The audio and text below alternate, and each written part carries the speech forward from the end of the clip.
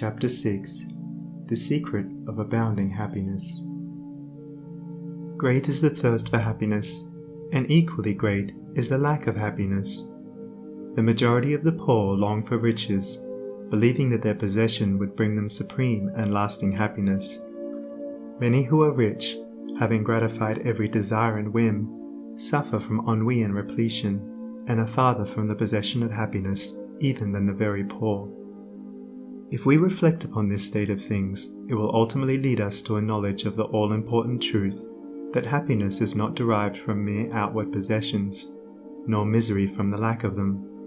For if this were so, we should find the poor always miserable, and the rich always happy, whereas the reverse is frequently the case. Some of the most wretched people whom I have known were those who were surrounded with riches and luxury, whilst some of the brightest and happiest people I have met were possessed of only the barest necessities of life. Many men who have accumulated riches have confessed that the selfish gratification which followed the acquisition of riches has robbed life of its sweetness, and that they were never so happy as when they were poor. What then is happiness, and how is it to be secured? Is it a figment, a delusion, and is suffering alone perennial? We shall find, after earnest observation and reflection, that all, except those who have entered the way of wisdom, believe that happiness is only to be obtained by the gratification of desire. It is this belief, rooted in the soil of ignorance, and continually watered by selfish cravings, that is the cause of all the misery in the world.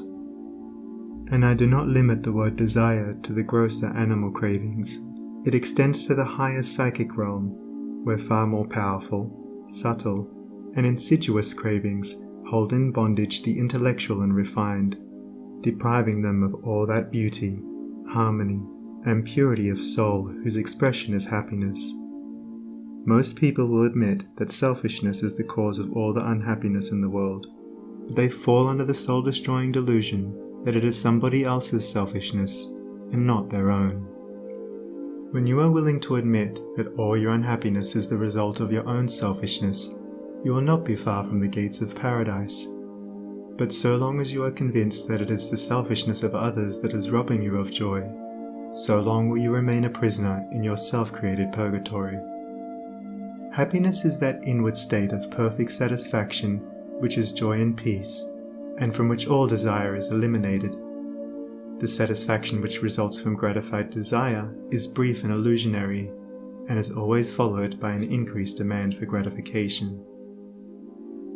Desire is as insatiable as the ocean, and clamors louder and louder as its demands are reduced. What's up everyone, don't forget to like, comment, share and subscribe, and click the notification bell for more upcoming videos.